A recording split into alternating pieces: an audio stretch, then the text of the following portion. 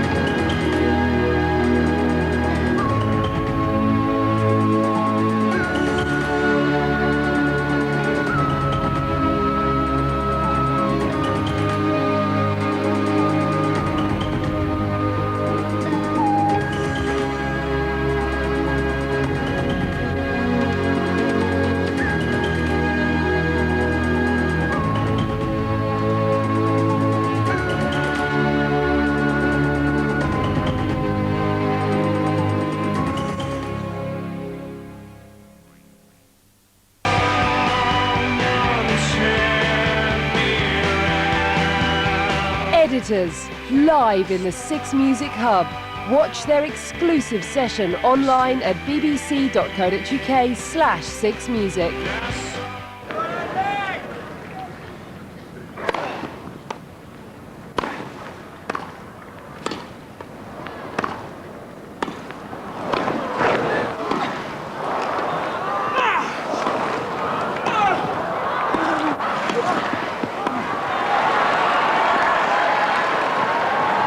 Wimbledon 2007 starts Monday on the BBC.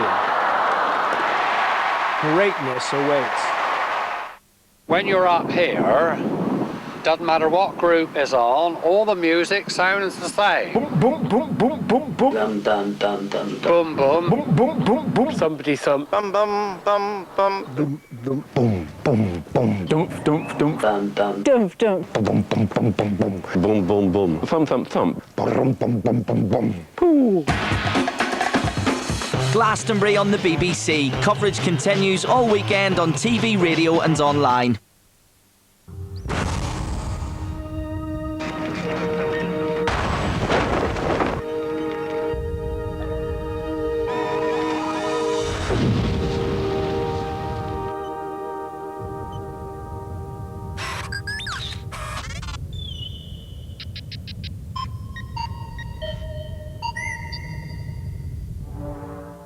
This is BBC One, and if only every night was like Friday.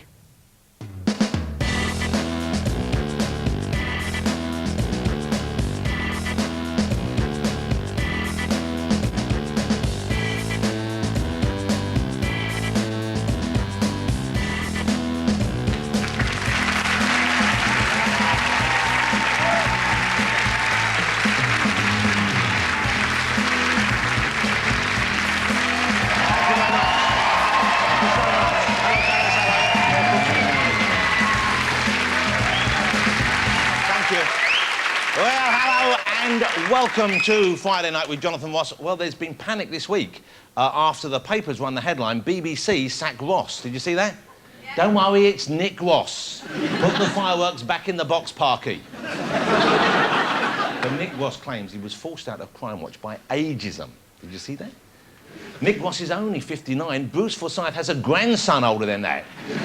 If the cowardly ageist bosses at the BBC are watching this show, I've got just one thing to say to them. You're all cordially invited to my 30th birthday party. Bring hooch and a skateboard. Is that what kids do? They maybe do that, but they don't put the tongue out. Talking of Crime Watch, may I introduce the men who've broken and entered many a back door. It is, of course, my house band, Four Puffs and a Piano.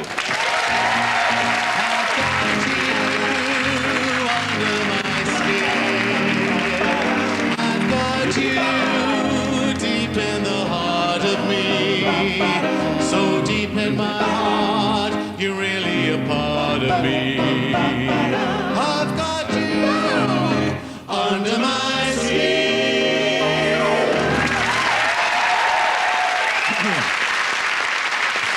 Is it me or are you getting camper? Shall we have a look and see who's in my green room this evening? Yes! My first guest is a tennis superstar. It is the one and only Serena Williams, ladies and gentlemen. Hello, Serena. Thank you for joining us. Serena claims to be back in the country for Wimbledon, but I think we all know the real reason she's here. She wants another crack at me. Well, I warn you, Serena, I'm good on all surfaces. Grass, clay, water beds, you choose. My next guest is the country's foremost Dickensian love god. It's only Russell Bland, or even Bland. I just got excited. Can you just have your usual speech impediment? Don't develop a new speech impediment just to be offensive. I wasn't being offensive. I meant to say Russell Brand, and then I was thinking about trying to say something about Dickens, and I got all confused and tongue-tied. It could happen easily. It's all right. I should just settle here with Serena. Oh, I know, isn't it lovely, eh? You're cuddling up to Serena all evening.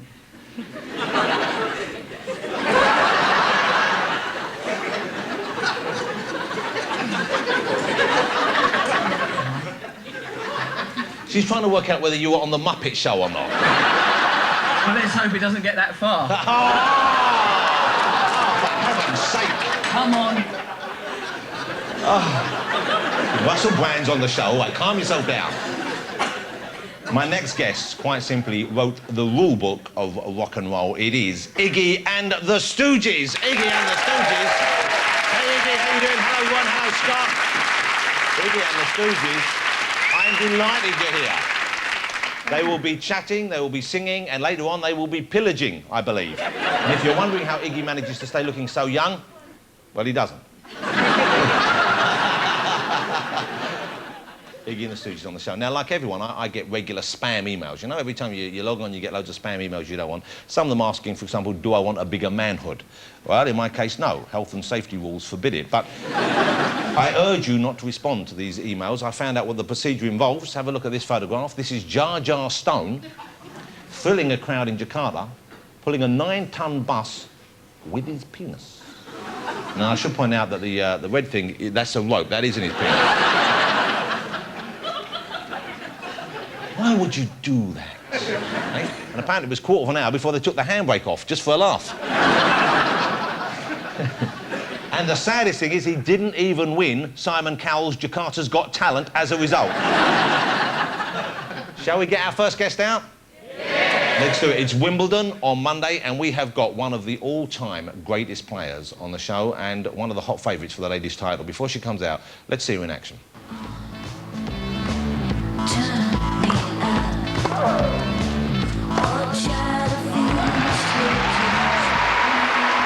I don't feel, Chris, that I've seen probably better tennis from any woman on the tour last year. This is unplayable.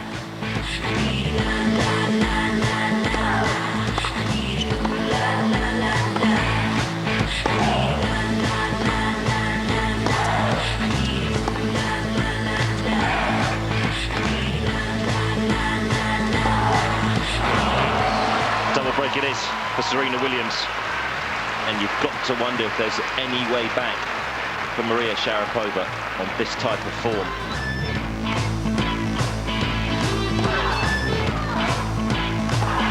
That'll do.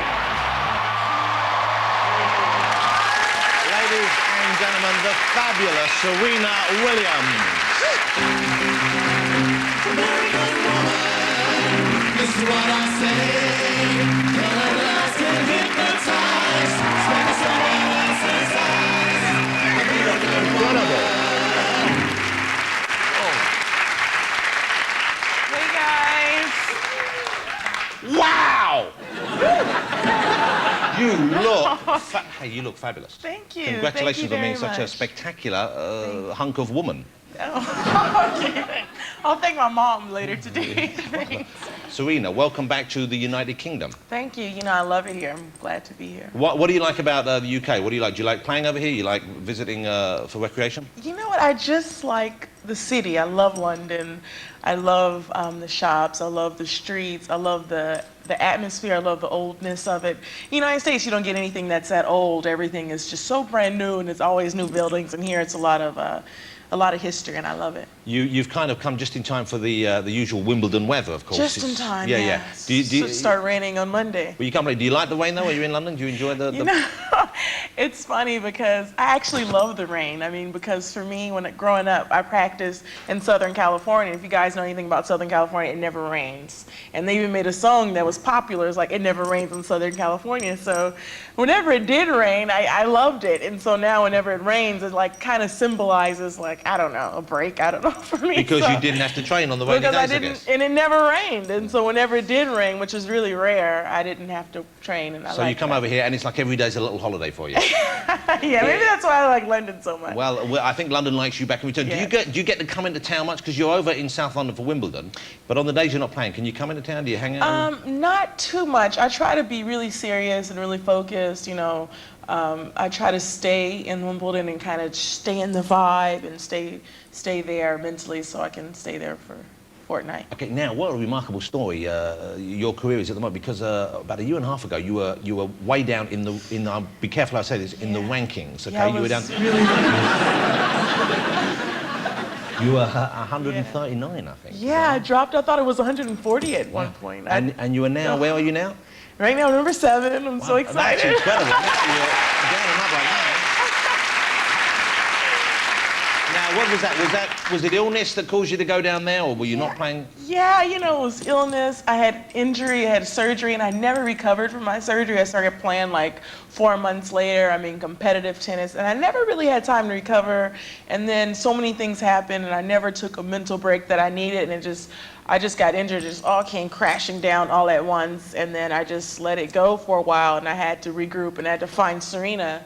And then I had to, I trained a lot and just came back. So you took yourself away from the actual competition, but you got in good shape and you got yourself mentally in good shape. Yeah, I took myself away, but I was training and I got in really good shape, and I guess it all paid off at the end. Because that's the weird thing about tennis, the game, and I see people playing sometimes, and you see people at the very top of their game, and they'll be doing great, and then suddenly they'll kind of crash and burn, or suddenly during a match even, they'll sort of lose focus. And that seems to be as important as the physical side. It definitely is. My dad always said tennis was more mental than physical, and I always thought it was too, because I win a lot of matches mentally and physically too. How do you reckon your chances at Wimbledon this year? I mean, I don't want you to jinx it, but do you think? I mean, you're going to get. I never say. I'm really superstitious. I never say like what my chances are. I'm just here to play 7 matches. Okay, 7. I like the way you get yourself ready for that. 7 matches, yeah. Hey, now your sister's coming over, of course. Is she here already? She's here. She's already here. We just flew over, so we're both here. I know you're playing doubles together. We're playing doubles. Is she going to be in the singles as well? Yes, she's playing singles as well, so hopefully I won't have to play her. Now, how competitive are you? Because I think she's won Wimbledon 3 times, am I right? I know, and it sucks because I had a chance to win the 3rd time, and I, kind of choked, but she's one up against me, so I'm gonna catch up. I don't care when, why, or how, but I'm gonna get at least 3 or 4 soon because she's ahead of me right now, and I'm like the little sister. I want everything that she has. When your mum and dad are watching you guys playing against each other, as they have any number of times, who do they root for? Who do they? I have no idea. I couldn't do it. My parents are amazing. I think they root for who's ever down. Like, I mean, if we're tied, they're kind of neutral, but who's ever down, they root for them. Because I was thinking, I was watching them one time when you guys were playing, and I can't remember who won that year. And then they just sort of stood up and went, because of course, whoever loses, it doesn't really matter. They're going home with the winner and the loser, and they were kind of like, good match, let's just go and get a sandwich. Exactly. It wasn't the normal elation. Yeah, we both love it, and my parents, honestly, I couldn't do it. It's too hard for me. Then let me ask you about whether or not, if you do get back to being number 1, how do you stay there? How do you stay, because you've been number 1 in the game a number of times? Being number 1 is, getting there I think is the easy job. I think the hard part is staying there because everyone wants to play you tough and beat the number 1 player. And so I think when you get there, you have to even work harder than what you did to get there. Do you have any kind of superstitious aspects to your game? Do you have any rituals before you go out? Do you have anything you want to carry out with you for the game? Yeah, I have actually too many superstitious rituals, and it's annoying because it's like I have to do it, and if I don't, then I'll lose. And I'm not losing because I didn't play well. I lost because I didn't tie my shoe, you know, the right way. And it's just totally ridiculous because, you know, I'm like, I have to use the same shower, I have to use the same sandals, I have to travel with the same bags. I bounce, I don't know if you ever watched me, but I bounce the ball 5 times. Every time before you serve. My first serve and twice on the second. It's now, important. That's for you. That's for you, not for the other player. That is not to put them off a little bit. No, it's just for me, and it's just annoying. I mean, how can I be thinking about this and playing at the same time? How are you at home then? Is this like at home as well? Do you have like little rituals? God, no. I used to be, but I'm a little. I've been living in the hotels too much, so the maid comes every day in the hotel, so I'm a little spoiled. That must be, but it must be a weird life you have because you spend so much time traveling the world and playing tennis. You know, I know you have a home base. You live with your sister is it in Florida somewhere? Yeah, we still live together in Florida, so yeah. Okay, but presumably you don't get to spend that much time there, do you? No, I don't, but it's always good to go back there because it is my home and it's relaxing there. It's not like a big city. It's a small city and it's fun. It's awesome. And what kind of things, when you get a chance to be off, I mean, do the two of you ever let yourself go completely? Because you have to be physically at the top of your game. But are you allowed just to pig out? Do you ever just say, okay, we're not going to work all this week. We're not going to train. We're going to get lots of Bette Midler movies and lots of chocolate. We're going to watch Beaches 4 times in a row. Venus and I are really concerned about staying fit and staying healthy and living the fit and healthy life because a lot of people, especially in the United States, are not healthy and it hurts their heart and it affects their heart. So we are actually over the top. We never want to become unfit and unhealthy, so we're always trying to You're never going to let yourself go? No, I don't want to. I mean, maybe a day, but never a week. I would love to see you put on about 100 pounds. Oh, no. Please don't wish that on me. No, because you look great now, but imagine if you were boom, but you'd go... It'd be like a popcorn going. It'd be fantastic. And then you can put it all back in again, but give us a chance to see it big. Absolutely not. Come on, let's supersize Serena. Just 1 year, can we? No, I'm always going to try to be running. And, so how much time do you have to spend, the two of you, working out? How much time do you spend training? It's a lot of work. One time I thought about it. It's like a 9 to 5. I wake up at 9, I go train for 2 hours. After that, I go to the gym for a couple hours, and I'm doing another workout. And at the time I get home, it's like 4 or 5 o'clock, and I'm thinking, this is like a regular job, but my job is to stay in shape and to go to the gym and to play tennis, so that's how I look at it. Serena, do you find, are there any of the male tennis players you find attractive? I think everyone out there is doing their personal best, but I mean... but some of them are quite unattractive men, aren't they? I've seen some... some of them are great. There are some attractive guys out there, too. I don't mention names, so I don't want them to think that I like them, but, you know. Some of the guys are good looking.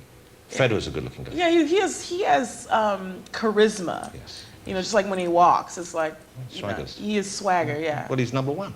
Yeah, of course. So that's why he has that swagger. Do the guys ever, do they fraternize, do the male players fraternize with the female players ever? Do they try and go on? I fraternize with the guy players, especially like the Americans. I really get along with them. You know, I'm pretty much nice to everybody, really. I fraternize with everybody. I'm like a little chippery bird talking and chatting. Yeah, so you actually get to spend quite a bit of time with each other there? Sometimes, I mean, the rain delay, I mean, I spend a lot of time to myself in the locker room. And, you know, if Venus is around, I'll talk to her a lot. But so when there's a rain delay, when the game, you don't know when it's going to start again, and sometimes there's another match was meant to have finished and it doesn't. Sometimes you can have a long period there. Number 1, how do you keep yourself occupied? And number 2, how do you keep yourself focused, knowing you might have to play or maybe you won't that day? That must be tough. Yeah, I've gotten used to it, especially dealing with the rain at Wimbledon. It's like, you know, are you going to play? Are you not? The worst is being behind someone that just got pulled off the court and they're not that far, but you still have to be there and and then you're warming up. Like sometimes I warm up and then, you know, then it starts raining and then I have to sit down again and then I warm up and then that gets frustrating. But like I said, it's all mental. You just got to deal with it. There's nothing you can do about it. Which warm-up exercises would you recommend? Head, shoulders, knees, and toes. Okay. If you want to stretch out your hamstrings, do you do the one, because this is one where you put your leg right back. You done that one? Yeah, that's a good one. Yeah, don't go too far. Why not? What will happen if I go too far? Your suit might. It's okay. I'm good. I go down forward. I'm like a tripod. I can't go too much. I've got stability. Okay, good. That's good to know. That's really good. Now, you have held, there was one year where you held all 4 of the Grand Slams. Yeah, That's an incredible thing. Yeah, it was awesome. Do you think you'll get back to that? You know, I hope so. I planned on doing better at the French Open this year. Kind of choked again in the quarterfinals. So But you were playing great up until then, weren't you? Wasn't I? You were, yeah. I So was what happened playing there? really well. You know what? Was that again? Who were you against? You know what happened? What happened? I didn't tie my shoes right. That's what it is. How many times did you bounce that ball before And I you went out? didn't do it 5 times. You see? And not only that, I didn't bring my shower sandals to the court with me. I didn't have my extra dress. Yeah. I just knew fate. It just wasn't going to happen. I was like, you know what? I should have just did this. It didn't work out. And you're doing the Sony Ericsson tour as well, aren't you? Yeah, well, the Sony Ericsson WTA Tour puts on the tour, which is great. They host all the tournaments outside of the Grand Slams. So. And you get a free phone? They give you lots of free phones. Actually, when I was ranked 140, you have to be like in the top 10, you get a special phone, and top 20, sometimes you can get a computer, and, I didn't get a nice phone. Now, you see, that is short-sighted, because you would think, okay, it's Serena. It's not just someone who was in once and then fell out. Yeah, you think, we'll still give her a decent phone. We'll give her a phone. No, but the CEO, took me back and said, I got this for you on the side. I bet he did, but let's get back to the phone, shall we? No. Gotcha, boy. Actually, it was a phone that he decided to give me. I was like, do the players ever do, in boxing you get guys, and when they're going in the ring, I understand, I haven't done a lot of boxing for years now, but back in the day. I was semi-profile. Okay. I was I believe you. light, middle. Feather. Feather heavy. And they do the trash talk sometimes, the guys. They go, oh, your mama. I don't know what that means, but I've heard them say that. Oh, your mama. And stuff like that, right? And then the other go, yeah, well, your mama. And that gets them very angry, and then they hit each other even harder. Yeah. Does that ever occur in tennis? I wish it did sometimes. It would make it so more exciting, and it would be so fun. You can be like, oh, your mama. So to say. One thing before we let you go. I think this is the first year here at Wimbledon that the prize money for women is the same as it is for men. That is quite something. Really awesome. That's been a long while coming, hasn't it? You know what? It has been a long time. I know in the U.S. Open it started in 1970-something. Please don't quote me. But in the 70s, they offered equal prize money to women when Billie Jean King and other women stood up for themselves and they said, look, we're not going to accept this. We want equal prize money. And now it's 2007. Yeah. 30, 40 years later. It's a long time, isn't it? It's a long time, but we've come a long way, and I think we deserve it personally because, like I said in my interviews, when I was 3 and 4 years old, I worked just as hard as Roger Federer, as Rafael Nadal, as all the men players. I was out there. I missed things that I couldn't do. There were so many things that I did when I played tennis. So why wouldn't I deserve the same amount that they're getting? You went on the same journey as them, and also, you know what? I don't think any less people want to watch the women playing than the men. Absolutely. Just as a fan of the game, often, obviously, I like looking at ladies, but just the way the game is played, sometimes you see a greater level of skill and better shots and a better sort of tactics in that game than the men. Sometimes, yeah. I mean, I love watching the women play, especially my favorite to watch is Venus.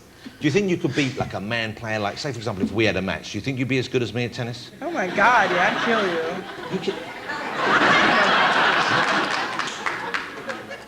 Your mama. Serena, how lovely to see you again. Thank you so much for coming on the show. Thank you for having me. Best of luck at Wimbledon. I hope you win this year. I'm rooting for you. Thank you. Ladies and gentlemen, the wonderful Serena Williams. Serena, that was fabulous. And you're not spectacular. Thank you. And good luck tonight. Thank and good luck at Wimbledon. Thank you. Bye, guys. Okay, now, we have a little bit of business news. We don't normally do business on the show, but we thought we'd share this with you because Barclays are set to drop their famous logo because prospective European partners might think it looks a little bit Nazi, okay? They've decided to change this logo. Let's have a look. We'll make our minds up. Look, you can kind of see what they're saying, can't you? And while they're at it, they may want to reconsider some of the marketing ideas for their Super Saver scheme. Because I'll be honest with you, I think...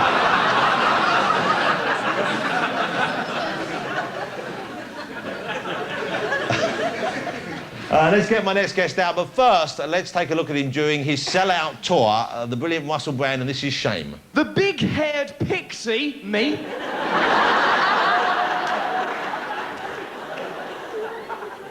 The big-haired pixie started his woo-a-thon. It's like it's been written by Tolkien. The big-haired pixie started his woo-a-thon by asking if he could borrow Tamara's eyeliner. Right, given that I've never met her, never been in a room with her, what a specific lie to tell. Why that lie? Why not say, I don't know, right, the Neptunian underworld king unleashed a barrage of eels from his abdomen, and each of the eels was carrying a Zippo lighter, and as they flew by, they spelt across the sky in fire, "Tara, I can't borrow your eyeliner, please." You're gonna make stuff up, go mental.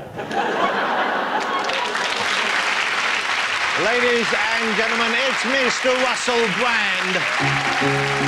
I would go out tonight, but I haven't got a stitch to wear. This charming man.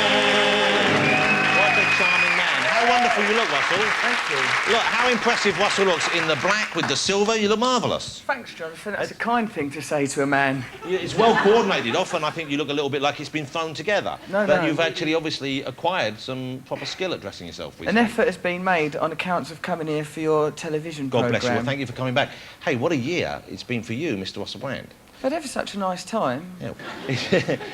Are we still talking? What are we talking about there? We just talking about life in general? Just being in that green room, really. Did you enjoy being there? Yeah, I liked Serena Williams because she's so very attractive. Oh, she's And gorgeous. I liked Iggy Pop because of his charisma, and he had no shoes or socks on for a while. In an odd sort of way, that feels slightly rock and roll, but it's a very small rebellion when you come to think of it, isn't it? Just taking your socks off in public.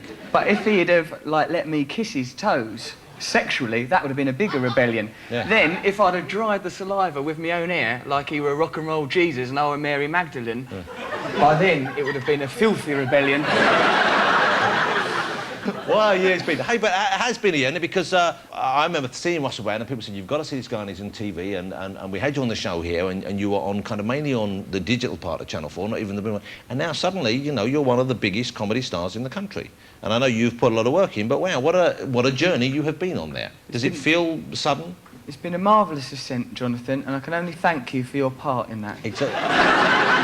I'm not fishing for compliments, nor Seemed do like I you feel, were. nor do I feel like I had anything to do with it. I was just saying, wow, what a sudden sort of rate of change in your life that must be. And certainly now, previously you were kind of like mentioned occasionally in the papers. Now, when you're in the United Kingdom, you feature in the newspapers quite often because of your dalliances, shall we call them, with beautiful young ladies. Yes. Congratulations. Thank you, but they are reward enough in themselves. I don't do it for the headlines, although the first syllable is a part of it. It's merely language. And you were voted, and congratulations to this. I don't know whether this is an actual kind of it's a fair vote or a secret vote or how the ballot is compiled, but you were voted the Sun newspaper's Shagger of the Year. It was a proud day when I won Shagger of the Year. Perhaps prized most highly by me for the moment. My mum, when I do well, she likes to congratulate me. When I won Most Stylish Man, she was proud. When I won Best Newcomer at the Comedy Awards, she was proud. Best Stand-Up, Time Out. When it were the Shagger of the Year award, it was a difficult moment for my mother to convey her congratulations. Well done, love. I always knew the tireless shagging would pay off. I'm assuming, though, that you take precautions. Yeah, I take an awful lot of precautions. What I do is I make absolutely sure that it is a woman, then go for it. Check once, check twice, leap in. OK.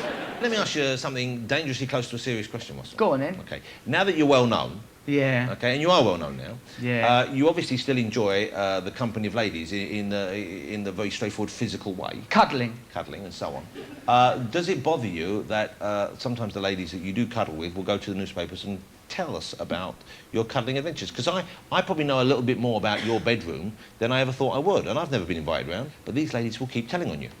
Does it bother you? Nah. Like, because, like, I'm ever so polite and kind. Yes. So, like, they've not got anything bad to say. They can't say, oh, he was an ill-mannered boor. They say, it was ever so nice, he invited us round, and, like, they do, like, tend to make the story conform to a preconceived archetype rather than let reality flourish. Like, right, and one, I read it, goes, oh, I went round his house, he had this jacuzzi, ain't got a jacuzzi. Oh, he had a flat-screen TV, ain't got a flat-screen TV. Then it goes, oh, there was this bowl of cat food on the floor. And I thought, why are they going on about that? Because that's where the cat food goes, isn't it? Yes. What, the cat food? Anywhere else would be unusual. Yeah, if you'd have smeared it on your chest, I can understand you.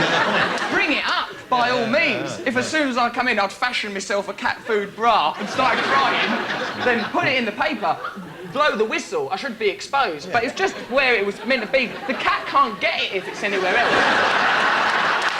You're right, they're wrong.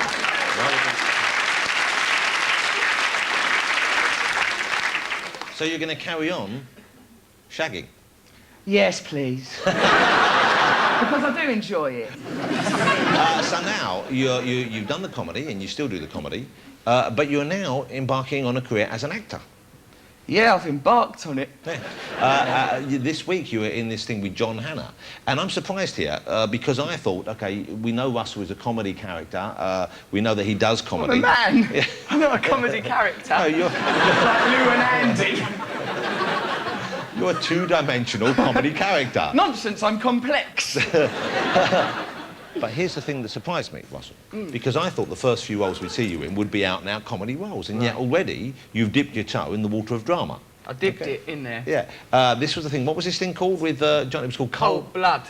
And you played in it a stalker type of fella. Yeah, I played a stalker. It was quite a stretch, you see. For in life, I have this haircut, and whereas in this, I've got. Well, as you can see, it's slightly different.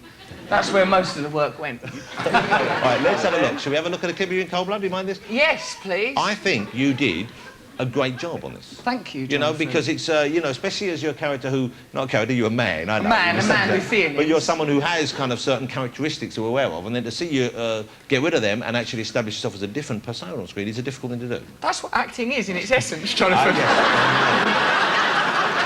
I know that.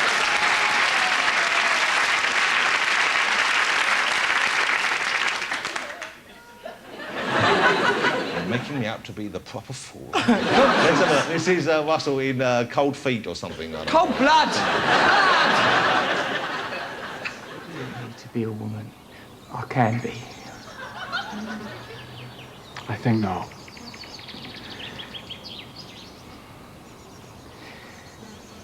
You didn't mean to shoot your wife, did you? You just meant to shoot him.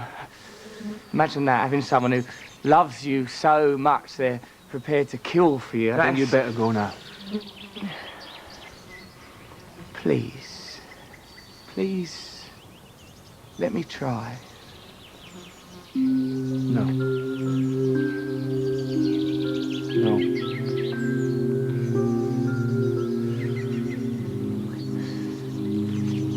I think the least I can get is a kiss.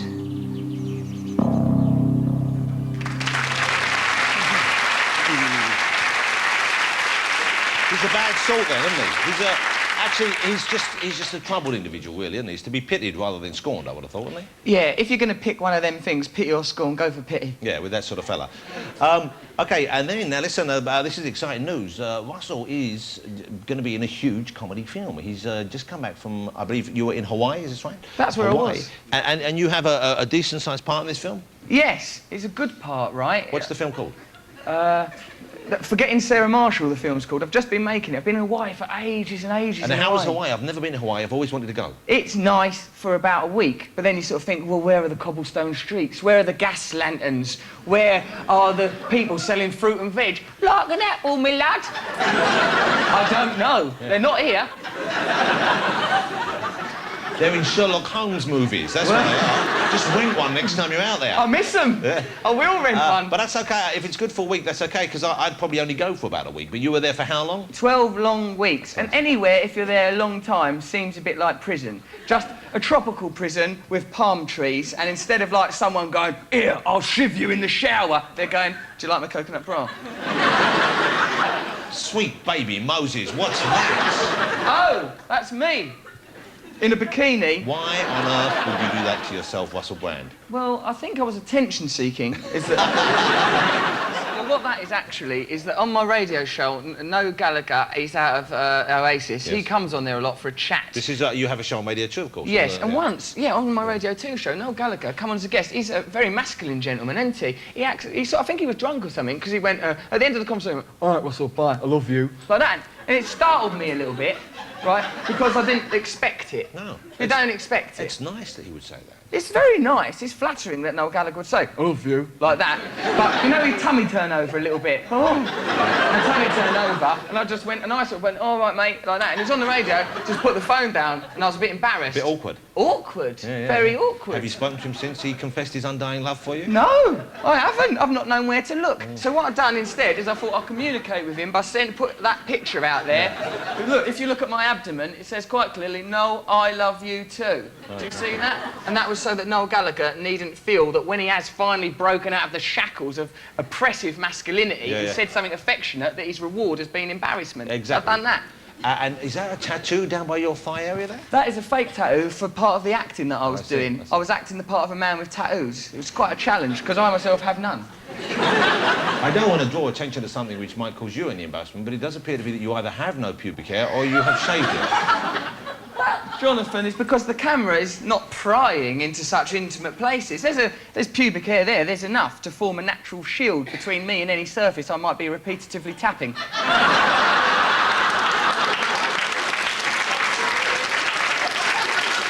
That's all you need.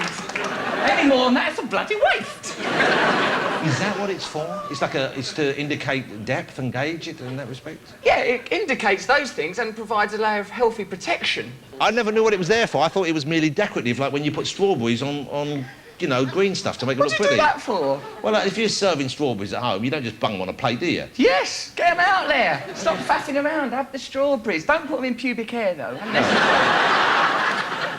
Would make quite the centrepiece, though, wouldn't it? Oh, wouldn't it, though? OK, but we didn't talk about the movie much there. So this movie is finished? You finished filming now? No, I've got to go back to Los Angeles, do a little bit more of the film soon, Monday or something, right? And, like, yeah, over there, it's all right to be in a film. It's nice, it's exciting. What do you mean? It must be great for many people. It's like the biggest ambition they would have in their life. It was my ambition, but, of course, the realities you confront in life are often different from your preconceptions. Yes, for example, snowboarding, whoosh, snowboarding, but actually, brrr, snowboarding, brrr, or orgy. Orgy. But when you get there, it's just people with towels around their waist looking all listless. Someone brushing against you in a kitchen. Bear that in mind if you're thinking of going to one, because I went to one and it was in a tower block in Paddington, and I should have realised when I got there, this isn't going to be any fun. It was challenging. How long did you stay there and accept the challenge for? Well, I thought, you know, I've paid my bus fare now, I want to get something out of it. So I stuck around for, you know, an hour or so, but most of it was just chit-chat. Never eat the nibbles at an orgy. Of course not. Because you know when they say in a bar that the peanuts might have 50 types of wee-wee? I am going to stop you right there. I wish you'd been at the orgy to stop me then. Because I had an M&M. Who do you think was in the mask serving the M&Ms? I did notice he was a well-endowed gent. Yeah, with no pubic hair. Just a strawberry. But beautifully decorated strawberries, yeah. OK. Do you have to learn any skills for your filming? Because that's always, I would have thought, one of the fun things about having a part. Listen to all the different things I have to do while being in this film that I'm in, Forgetting Sarah Marshall. A, or one, because I've run out of letters. 1. Surfing. I had to do surfing. It's and so you've never difficult. done surfing before? I've never done surfing because... And are you now an adequate surfer? Adequate is a word that describes it. So you could pop up, as they say? Well, I did keep popping up because they had a very attractive gent teaching me how to surf. No, they call it when you jump up on the board, that's called popping up, isn't it? Well, that might be what you call it, Jonathan. That's what I've been But told. not me and Mike. I've never managed to pop up on a board. Yeah, well, keep trying. So you found the surfing instructor? He was a male surfing instructor, and sometimes how, like, you can have a male crush because of their dominant masculinity, you know. Just like, I didn't want to have any How's Your Father with him, but he was just where he was sort of, you know, he was like a strong man, and he was teaching me something, and I was all vulnerable in the sea. I mean, and I just thought, oh, I could be just like a bloody mermaid. Then, that's only number 1. 2, horse riding. That's difficult. Yes. Because the horse, right, they teach you it as if it's a car. Oh, go like that, it'll go like that. But go look, like that. Hang on, look there how I handsome. am. Doesn't he look handsome on a horse, ladies and gentlemen? You look like if you were delivering chocolates, ladies would love that look, wouldn't they? Where would I keep the chocolates? So how proficient are you as a horseman now? I'm, again, in the adequate region. Because It's hard to ride the horse because they try and to pretend that it's like driving a car. Oh, you go like that, the horse go like that. You go like that, the horse go like that. Go like that, the horse will stop. But the horse in the car is like a person with 4 legs, right? It's like a big muscly coward, and it does what it likes. Sometimes the horse wants something to eat. It just go over and have something to eat. Russell, that's when you're meant to be like an authoritative male and go, no horse, and then the horse will be fit, and he won't go any. Yeah. But if you let him go, of course you'll do it. Because I don't know, he might have had a hard life. You know, he wants some dinner, let it have it. Right? So, like, when they're going, oh, show it that you're the boss. You're the boss. Show him you're the boss. He's the boss. He's the boss. 'Cause he goes horse riding every day. Only been once. Well, you have a point. OK, you're back on tour. I've never seen you live as such. Why have you never made the effort? Because sometimes, like, I've sent invitations out. When have you sent me an invitation?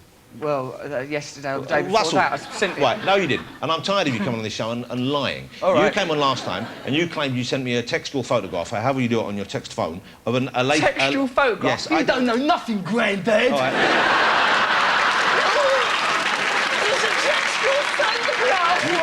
You had sent me, via the magic of text, you claimed to have sent me a textual photograph of a lady's parts, and nothing ever changed. Boobs! Yeah, but they never Not arrived. rude parts. They never arrived. And now you're sitting there, as bold as brass, claiming to have invited me to a live appearance and no such thing. Come, I'm doing one on Friday. I'm doing a great big tour across the country. You'd be welcome. OK, and Get out of your opulent palace of splendour we're all paying for. Come and see me.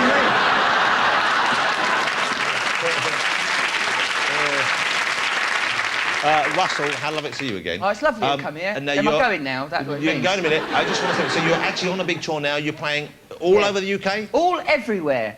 Ireland, Liverpool, all everywhere. That's just 2 places. I can't name more, because otherwise it would be like a geography test. OK, let me see. Are there people, for example, if you're in Liverpool, do you go out? Because I have never done live comedy.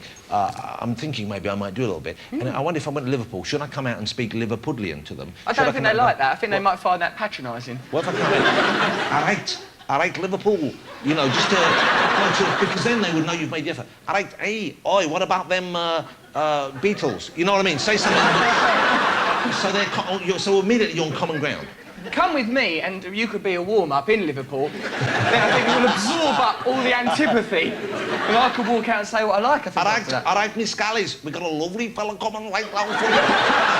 Very good, actually. Yeah. It's absorbing. Oh, you're gonna love him. Yeah. Yeah, I'm gonna love him.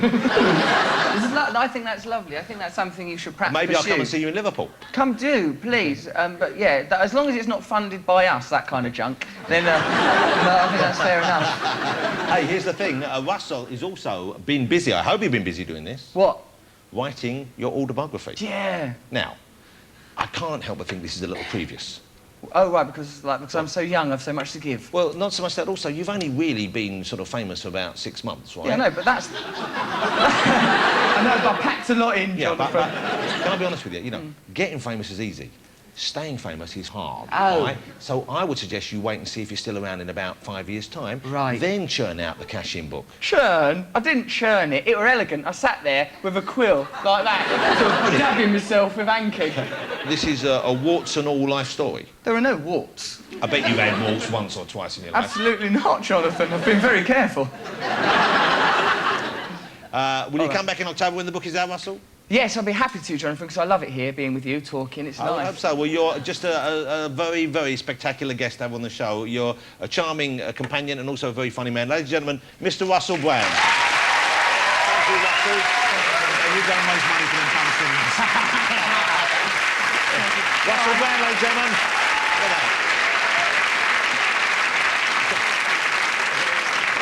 It's time for my final guess. Yes, they are, in my opinion, just about the greatest rock and roll band on the planet. And they're a rock and roll band. They do the rock and they do the roll. They make the Rolling Stones look like Scooch. The only band that's ever come close to their attitude is the Sex Pistols, and without these guys, punk would not have existed. Here they are way back when on the old grey whistle test. In my room, I want you here.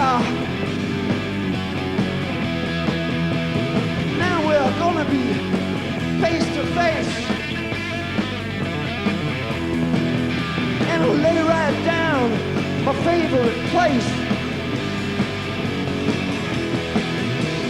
Now I wanna be your dog. Now I wanna be your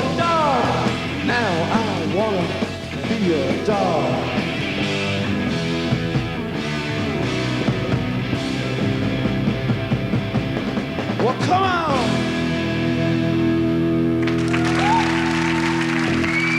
That's them back there. Let's meet them now. I am delighted to be able to say to you, ladies and gentlemen, it's Iggy and the Stooges.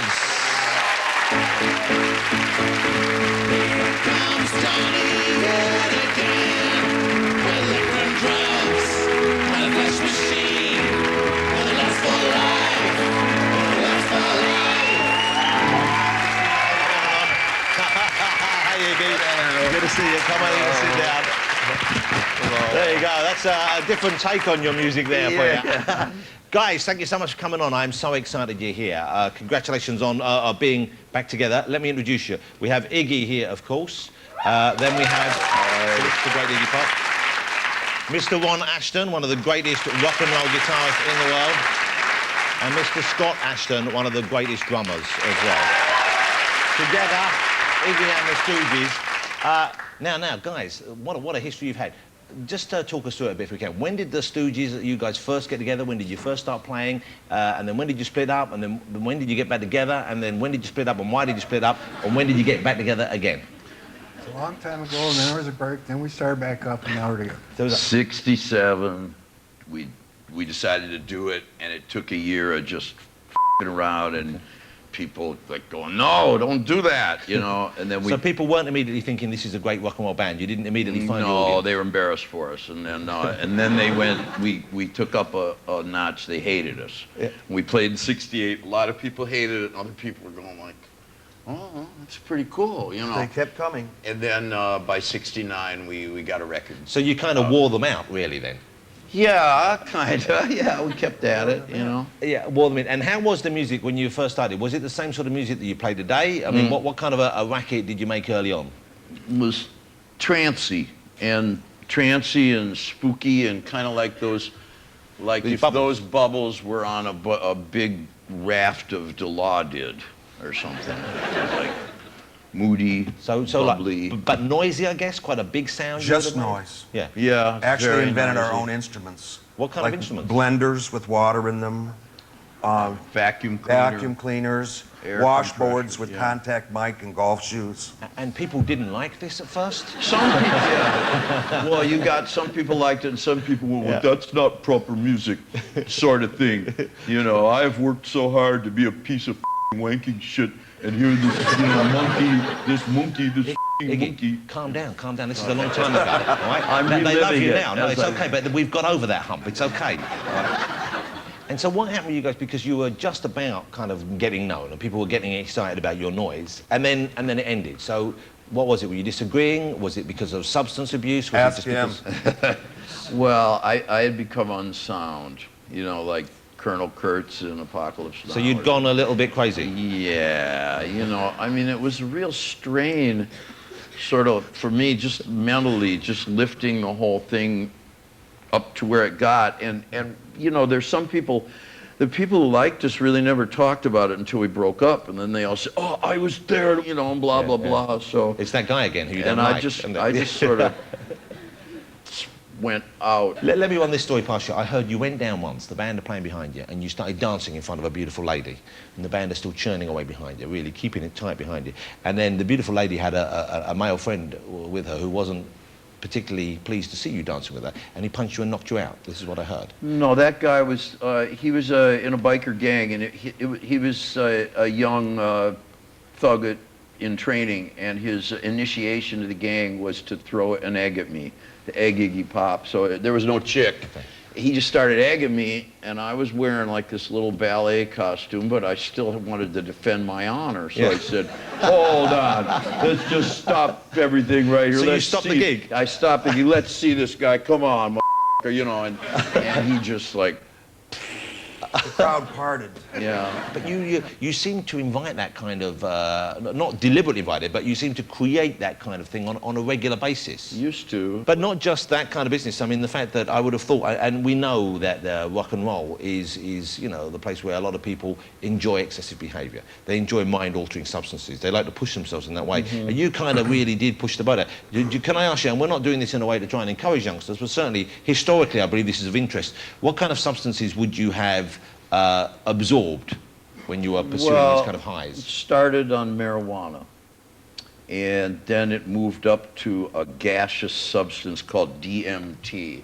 Which if you inhale it, when you exhale, you'll go to the moon for 15 minutes. It's stronger than. Then there was LSD, and then that wasn't strong enough, so there was something called STP. And when we had STP, he had to lead me. We were in New York, and I didn't know enough to stop at the stoplights or stay out of traffic. So you were walking into the You're road. high 3 days. I tried to He belt. had to tie him. He had a leash. I had to leash him around Manhattan. Let me ask you about another thing I heard about you, I don't know if it's true, is that once, in an effort to try and get yourself high, you electrocuted yourself. Well, no, I went home. We were all like, we have a guy, and then you get high on it. And I said, well, I read that you can get high like with electroshock. And so I had this old my Lionel train set had a transformer on it. So I tried. So you gave yourself electric shock? Yeah. And did it work? I tried to smoke spider webs that night too. Now, hang on, what's that? You tried to smoke a spider Spider web? webs. I went down and got spider webs. Why would on you me. smoke a spider web? Well, Said you could it get seemed high. like you might get high. Who told? Where did you just made that up, or you Just- heard that from somewhere? Oh, all the rumors that go around for different things that might work. So you did smoke a spider web? Yeah. And did it get you just high? got a headache, and also from the electroshock. Well, don't do that. Why are you doing that? Stop it. That was a weird house. We lived in it was a Gothic farmhouse with And you no lived together, furniture. all of it? Yeah, that was a bad one. We had about 3 or 4. That one wasn't good. Dead cornfields all around, and we didn't have a gig. There was a serial killer on the loose, and the 7th body was dumped about 100 yards down from our house. I thought, for sure we're going to get in trouble. And I was actually called down to the police station to talk to them because I was at the place where the woman was kidnapped that night, and someone remembered my face. So I went, what? And that's a nightmare, thinking that they're going to accuse you of being a serial killer. And even worse, you then go home to a bloke who's smoking spider webs Yeah. and giving himself electric shock, saying, "How'd it go down to the police It was station?" nice at the police station. Now, why are you guys back together? What's happened? Why did you decide it was time to get back together? Because you've had great success as a solo artist. You guys have worked with many other talented musicians. There must be something about you working together that you like. Is it just because you know each other when you were kids, or what is it? That's a part of it, because we birthed this band. And as Iggy said, he ran out of ideas, and it was the perfect time. It just happened to be the right time. We were offered, he called up and says, hey, I got a project. Are you interested in a project? I'm going, yeah. He said, you can have 2 weeks to say, you can say no now, tell me no or yes in 2 weeks, and yeah, let's do it. So it was going down, which became to Florida to make what became Skull Ring. So we did, it was supposed to be 2 songs, wound up being 4. Then all of a sudden, phone starts ringing. You want to place the job, played Coachella. Then people seemed to like it. And then Iggy said, hey, how would you like to do some more shows? And the rest is history. The public. Yeah, but was it ever a worry that you think, okay, we're putting back together a band which has become a legendary band, and a lot of people who love your music and love the albums will never have seen you live, and suddenly you've got to get out there and you've got to deliver. Were you concerned that you wouldn't live up to expectations? No. I wasn't. Not me. No. But maybe to their warped expectation. But we've never liked or respected other people. We still don't really. We try to be nice. We have a policy. I think each of us is an individual. But inside, we think everybody's full of shit. And I always thought, and now you just see the same people. They have a new head and some new clothes, but it's the same guy I met 40 years ago. Who you didn't like then, why should you like him now? Then, don't like him now, you know. Now, you guys, you must be enjoying, I would have thought, a kind of a respect that you haven't had before in your career. Would I be right? Yeah, absolutely. I enjoy that. Yeah, and the respect from your peers. That must be a good feeling. And It is. yeah, and you It is see a good people feeling. enjoy the music, you can tell. Yeah, And I enjoy it myself, you know. It is a great feeling to see them enjoy it, play catch up, if you will. Yeah. It's also nice to own my first new car in my life. Hold it. This is the first time you've had a new car in your life? Yeah. Well, how old are you now, if you don't mind me pointing? 183. 58. Yes. But this is a proper car. It's not like a mobility scooter or something. Well, like yes, that. it's You've not had- like a 61 Cadillac with rust all over it. Everything has been used. It's a proper modern car. But yes, my first new car. So you see, stick with the band. It So can yeah, pay it off. only took 40 years, but I got a new car. Can you still hurl yourself around on stage? Can you still do that bending over backwards? And I can't bend over backwards. I can hurl.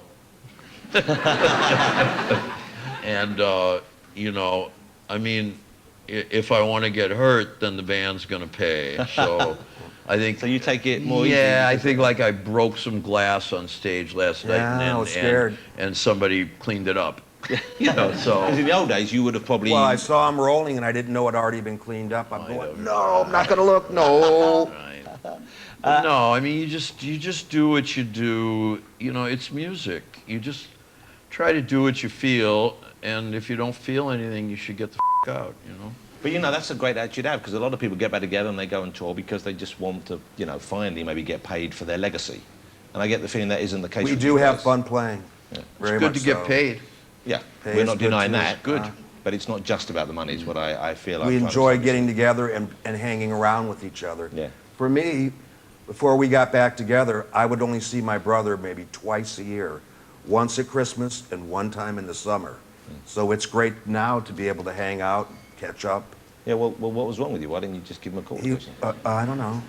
I'll be honest with you, it started as quite a touching story. Now it I makes could you never seem get like through to him. Now it makes you seem a bit lazy, and that too, but... Don't you think so? You just get on your bike I and go never and see thought your about brother. it. No, I can't ride my bike all the way Can I to be honest Florida with from you? Michigan. I thought he was being quiet, but now I realise why. He hates me. He doesn't understand why you never called him all those years. He never called me either. Yeah, he's sitting there, he's still furious at you. I can sense the rage that's simmering inside. Go on, give him a brotherly hug. Go on, let's see. That's a lovely moment, and that's a lovely moment. There you go. Don't tell me. Oh, man. You're going to be performing live for us, which is fantastic news. Yeah. And you're going to do one of your old numbers, aren't you? Yeah. Which one are you going to do? I Want to Be Your Dog.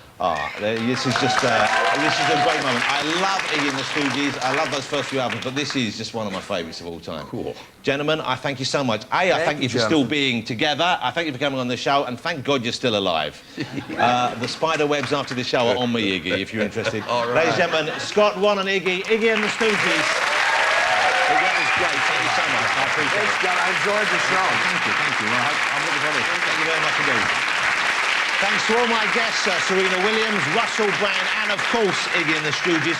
Join me next week for the penultimate show in the series when I'll be chatting to the beautiful Fern Cotton, catching up with Pete Doherty, who will be performing a new Baby Shambles track, and talking to Hollywood legend Bruce Willis. Plus, there'll be music from Arcade Fire. But now, performing I Wanna Be Your Dog, it is Iggy and the Stooges!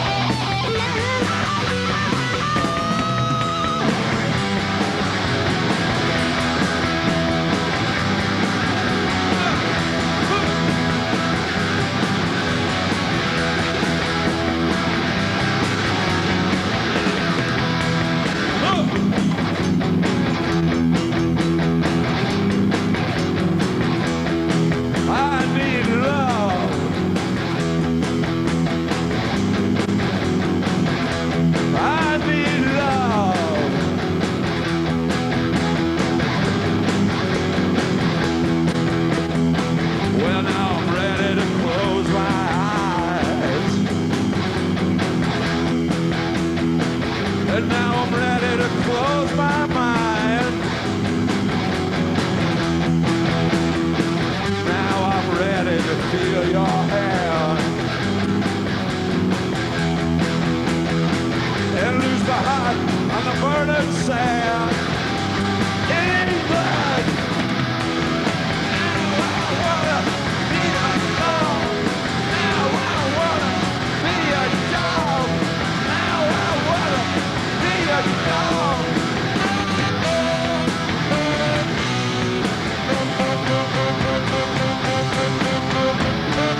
Well, come on.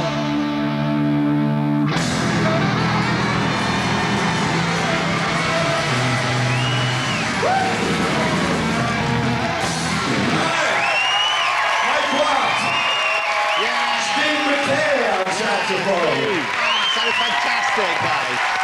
That sounded great. That was great. Well done, Steve. That was great. Ron, that was great. Thank you. Wow, fantastic. Well done. That was great.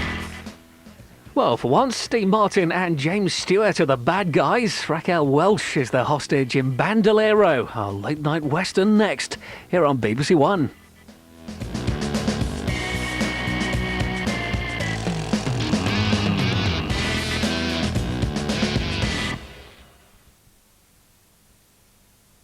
Arcade Fire perform live in the BBC's Maida Vale studios. Tune in this Thursday night from 8 on 88 to 91 FM, BBC Radio 2. English. Lacks concentration. Verbjective. Nouns. Verbs. Maths. Could do better. 3... Half of 2/3. 1.5 over the 6. French. Spectacularly average. Les hommes des garçons. Pardon? Music. Oh, see me. Join celebrity guests as they go back to the classroom. Schools Out starts next Saturday at 20 to 6 on BBC One.